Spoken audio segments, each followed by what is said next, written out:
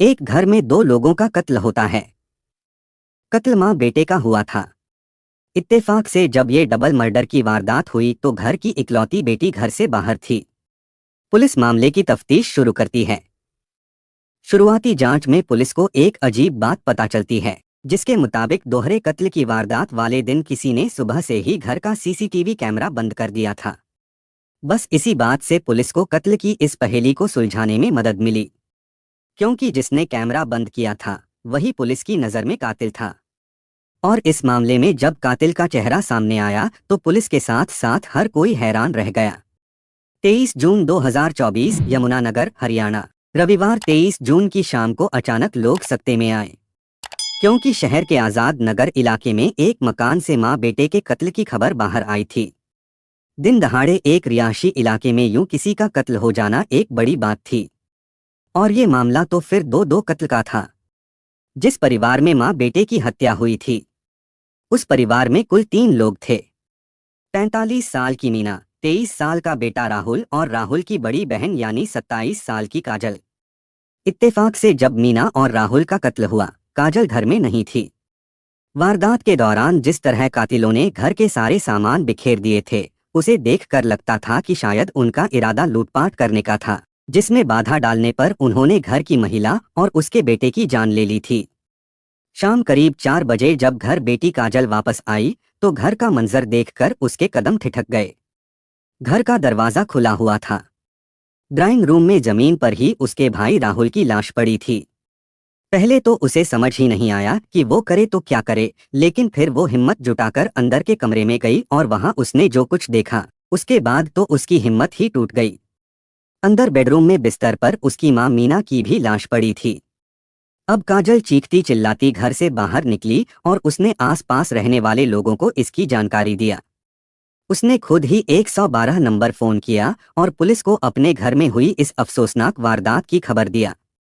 सूचना पाते ही यमुनानगर की पुलिस आनन फानन में मौकाए वारदात पर पहुंच गई। तब तक काजल के नाते रिश्तेदार और पड़ोसी भी वहां इकट्ठा हो चुके थे।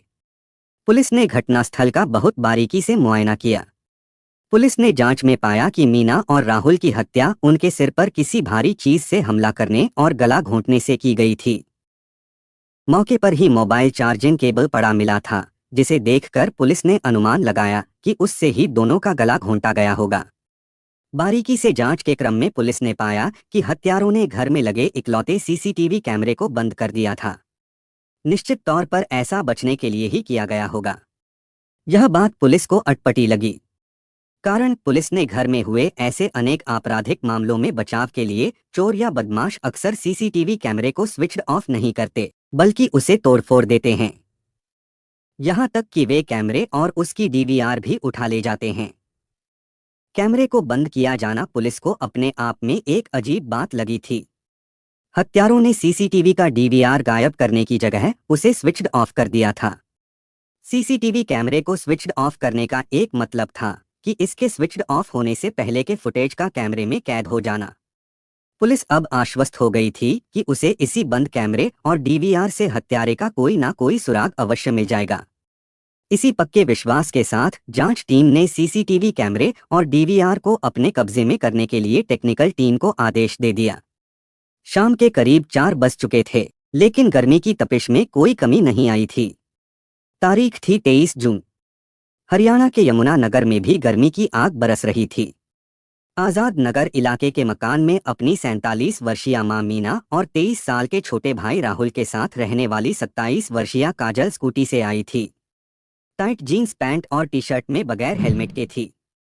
स्कूटी से उतरकर पसीने से लथपथ चेहरे को स्कार्फ से पोंछती हुई अपने घर की ओर 2 कदम ही बढ़ी थी कि सामने वाले घर की खिड़की से आवाज आई, क्या बात है काजल, इतनी गर्मी में कहाँ से आ रही है? आज पूरे दिन तुम्हारी मम्मी भी नहीं दिखी, कहीं गई है क्या? ना ताई, मम्मी घर में होगी, मैं तो उनके लिए जूस लेने गई थी। काजल बोलती हुई जूस के पैकेट का थैला दिखाने के लिए हाथ ऊपर उठा लिया था। सब ठीक है ना मम्मी की तबीयत? राहुल कहीं गया है क्या? वो भी ना दिखा आज, सामने वाली ताई ने एक साथ कई सवाल कर दिए। काजल उनके सवालों को नजरअंदाज करती हुई तेज कदमों से अपने घर में भुनभुनाती हुई दाखिल हो गई। उसकी नजर सिर्फ हम पर टिकी रहती है। मम्मी कहाँ है, भाई कहाँ गया, भाभी मायके से कब आएगी, तो ब्याह कब करेगी। घर में घुसते ही काजल चीख पड़ी। उसकी चीख काफी तेज थी, जो पास पड़ोस के कई लोगों ने सुनी। उस चीख पर सबसे पहली आवाज ताई की आई। क्या हुआ काजल, कुछ बात है क्या। काजल चीखती चिल्लाती दौड़ती हुई घर के बाहर आ गई। तब तक ताई भी दुपट्टा संभालती हुई अपने घर से बाहर आ चुकी थी। काजल बुरी तरह हाफ रही थी। वह कुछ बोल नहीं पा रही थी। वहीं जमीन पर दोनों हाथों से सिर पकड़कर बैठ गई। क्या हुआ, कुछ बोलेगी भी। ताई ने उसे उठाया और झकझोरती हुई बोली। अपने दुपट्टे से काजल के चेहरे का पसीना पोंछा, जबकि काजल की जुबान से आवाज ही नहीं निकल पा रही थी। कुछ सेकंड बाद वह अपने घर की ओर इशारा कर इतना भर बोल पाई, उधर माँ का मर्डर, भाई भी मर गया, घर में दोनों की लाशें पड़ी हैं। मर गया, ताई चौंकती हुई बोली। उधर भीतर कमरे में मम्मी और राहुल मरे हुए हैं, उनको किसी ने मार डाला। काजल बोलते बोलते रोने लगी। तब तक कुछ और लोग भी वहां आ गए थे। उनमें से एक बोला, चलो अंदर चल कर देखते हैं। ताई भी बोली, हाँ अंदर चलते हैं। लेकिन काजल ने हाथ के इशारे से किसी को भी घर के भीतर जाने से मना कर दिया। फिर कुछ सेकंड बाद बोली, नहीं, भीतर कोई नहीं जाएगा, पहले पुलिस को फोन करती हूँ। काजल ने अपनी जीन्स पैंट से मोबाइल निकाला और पुलिस को सूचना देने के लिए 112 नंबर पर कॉल कर दिया। सूचना मिलते ही पुलिस घटनास्थल पर पहुंच गई। घर के अंदर दो लाशें देखकर पुलिस सन्न रह गई। इस दोहरे हत्याकांड का कोई भी चश्मदीद नहीं था। जो कुछ मालूम हो सकता था, उसके लिए घर की इकलौती बेटी काजल से ही संभव था। वह भी वारदात के वक्त मौके पर मौजूद नहीं थी, लेकिन उसने ही अपनी माँ और भाई की लाशों को पहली बार देखा था। ऐसे में पुलिस ने काजल से ही पूछताछ शुरू किया। उससे पुलिस ने सीधा सवाल किया, तुम घर से किस वक्त निकली थी। काजल बोली, जी दोपहर को घर से निकली थी। किस लिए, पुलिस का अगला सवाल था। काजल तुरंत बोली, मेकअप करवाने के वास्ते ब्यूटी पार्लर गई थी। पुलिस ने जिरह किया, लेकिन चेहरे पर तो कोई मेकअप नहीं दिख रहा। वैसे भी तुम्हारा पहनावा लड़कियों जैसा नहीं दिख रहा। काजल ने सफाई दिया, मुझे केश की कटिंग करवानी थी और पार्लर में भीड़ भी थी, इसलिए कुछ समय इंतजार कर वापस आ गई। पुलिस बोली, इतनी भयंकर गर्मी में तुम दोपहर को ब्यूटी पार्लर गई, बड़ी अजीब बात है, शाम को भी तो जा सकती थी। ऐसे ही साहब, मन हो गया सो चली गई। हाँ साहब जी, माँ ने फोन पर मैसेज भेजकर घर लौटते वक्त जूस के 2 पैकेट लाने के लिए कहा था। ये देखिए। लेकिन मुझे क्या मालूम था साहब जी कि मेरे पीछे मेरी दुनिया ही उजड़ जाएगी। बोलते हुए काजल की आंखें नम हो गई थीं।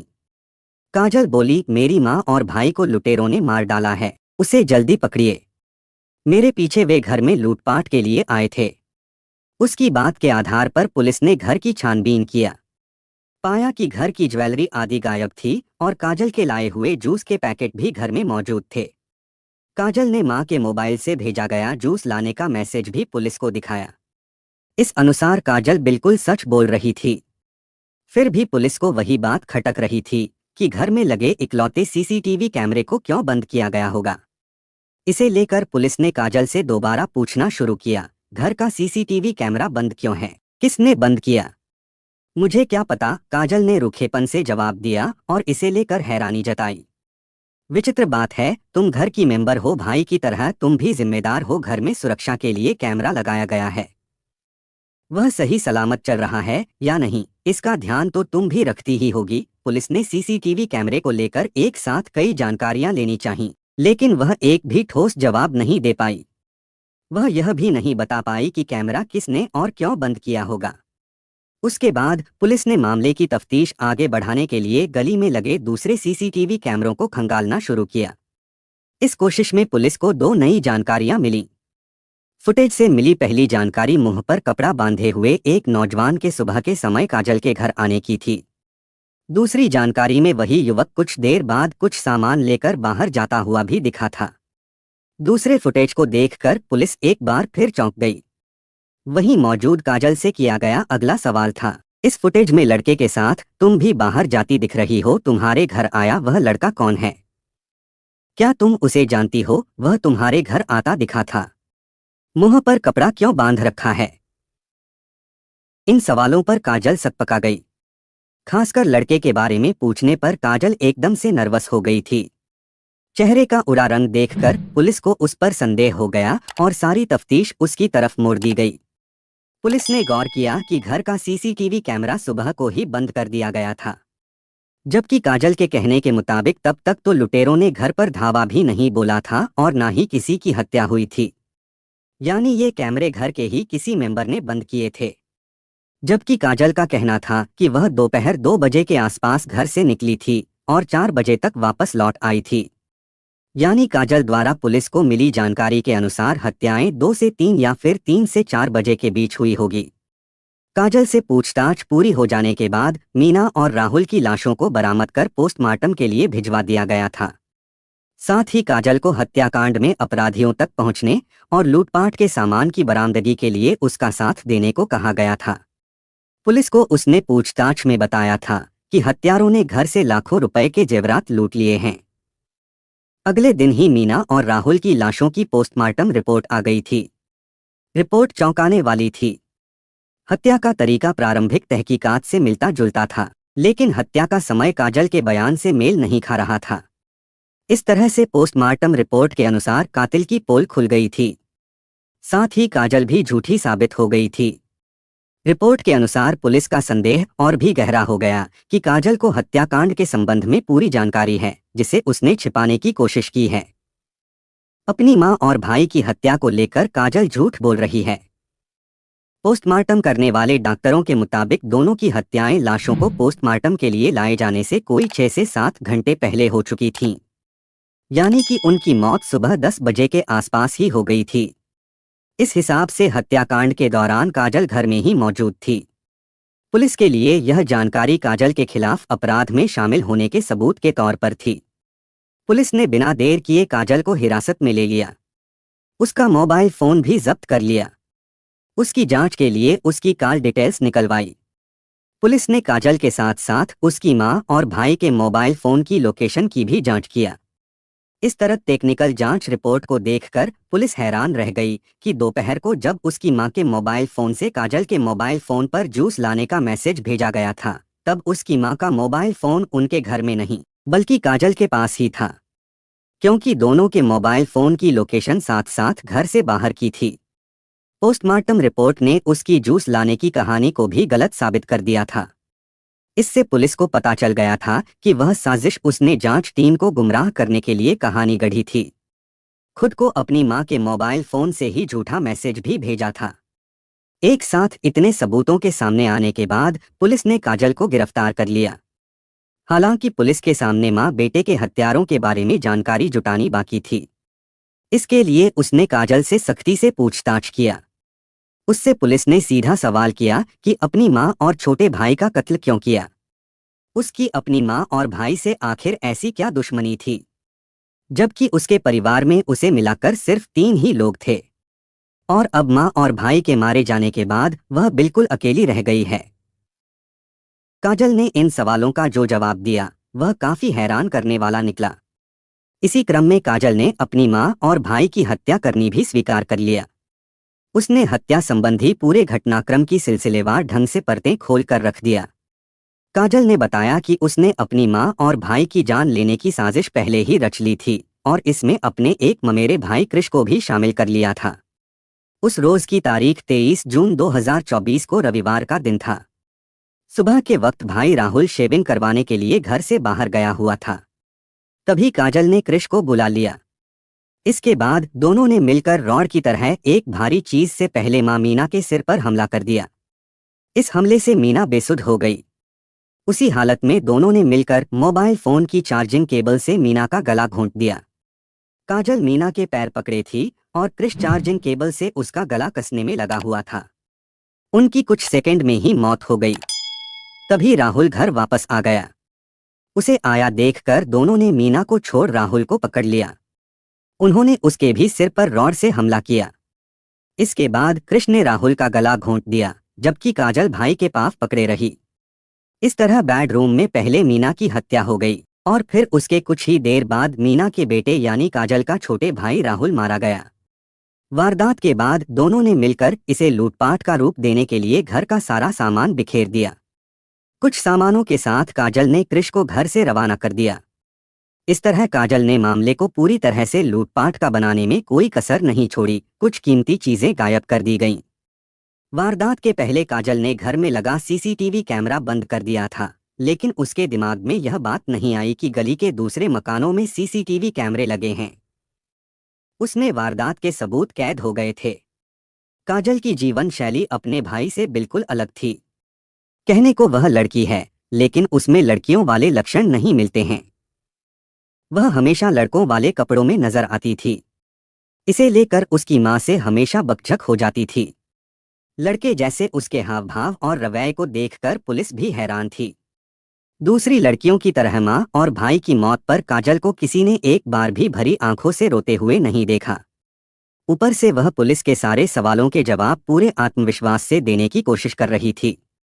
पड़ोसियों की निगाह में भी काजल दूसरी लड़कियों से एकदम अलग थी। वह न सिर्फ लड़कों की तरह टी शर्ट और पैंट पहनती, बल्कि उसका पूरा अपीयरेंस भी लड़कों की तरह ही होता था।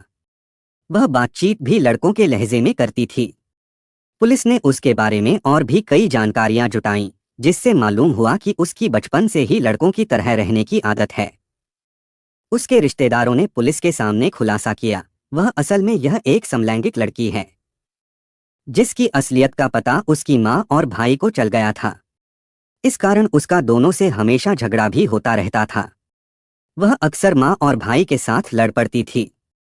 कई बार गुस्से में भाई उससे बोलता था कि उसकी वजह से उसकी शादीशुदा जिंदगी बर्बाद हो गई है। दरअसल काजल ने अपनी एक सहेली की शादी अपने भाई राहुल से करवा दी थी। बताते हैं कि उस सहेली से काजल के पहले से ही समलैंगिक संबंध थे। इस कारण घर में कलह होने लगी थी और राहुल की वह शादी टूट गई थी। कुछ दिनों बाद राहुल की दूसरी लड़की से शादी हुई। काजल की दूसरी भाभी के साथ भी नजदीकियां बढ़ने लगीं, पास आने की कोशिश करने लगी, जिससे राहुल की शादी दूसरी बार भी टूट गई। इसके बाद काजल से उसकी माँ और भाई के संबंध और भी खराब हो गए। इसी बीच एक घरेलू मामला मकान और प्लॉट को लेकर आ गया। यह पहले से ही विवाद का कारण बना हुआ था। ये दोनों पहले से मीना के नाम थे और काजल को लगता था कि इसका हिस्सा उसे नहीं मिलेगा।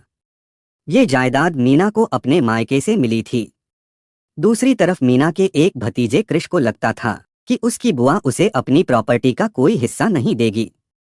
ऐसे में काजल और कृष दोनों प्रॉपर्टी को लेकर आपस में बातें किया करते थे। वे इसे लेकर काफी परेशान थे। उसके बाद ही दोनों ने मिलकर मीना और राहुल को रास्ते से हटाने की साजिश रच डाली थी। उन्होंने सोचा कि ऐसा करने से मीना की प्रॉपर्टी पर उनका हक हो जाएगा। काजल प्रॉपर्टी के साथ साथ अपनी आज़ाद जिंदगी पाने के लिए भी माँ और भाई के अंकुशों से मुक्त होना चाहती थी। इस हत्याकांड में काजल समेत उसके ममेरे भाई कृष की भी गिरफ्तारी हुई। पूछताछ में उसने बताया कि काजल ने उसे 50,000 रुपए का लालच दिया था। यह भी कहा था कि उसे पैतृक मकान भी मिल जाएगा। इस मामले की पूरी जांच यमुनानगर थाना शहर के एसएचओ जगदीश की देखरेख में संपन्न हुई थी। वारदात यमुनानगर के आज़ाद नगर की गली नंबर 2 की है। पूरी जांच में यह भी पाया गया कि मीना और राहुल की हत्या के बाद आरोपी काजल घर में रखे गहने अपने साथ ले गई थी, जो 14 लाख रुपए से अधिक के थे। उन्हें वह अपनी एक्टिवा की डिक्की में लेकर घंटों घूमती रही थी, ताकि पुलिस को विश्वास हो जाए कि घर में लूटपाट के दौरान दोनों की हत्या की गई है। हत्याकांड का खुलासा करने के बाद पुलिस ने रिमांड पर आरोपी काजल से पूछताछ के दौरान एक्टिवा से सारे गहने बरामद कर लिए। मामले में काजल के ममेरे भाई विश्वकर्मा मोहल्ला निवासी कृष को भी गिरफ्तार कर पुलिस ने 25 जून 2024 को कोर्ट में पेश किया, जहां से उसे भी रिमांड पर लिया गया। कहानी संकलन तक पुलिस दोनों आरोपियों से पूछताछ कर रही थी। कहानी को लास्ट तक सुनने के लिए आपका धन्यवाद।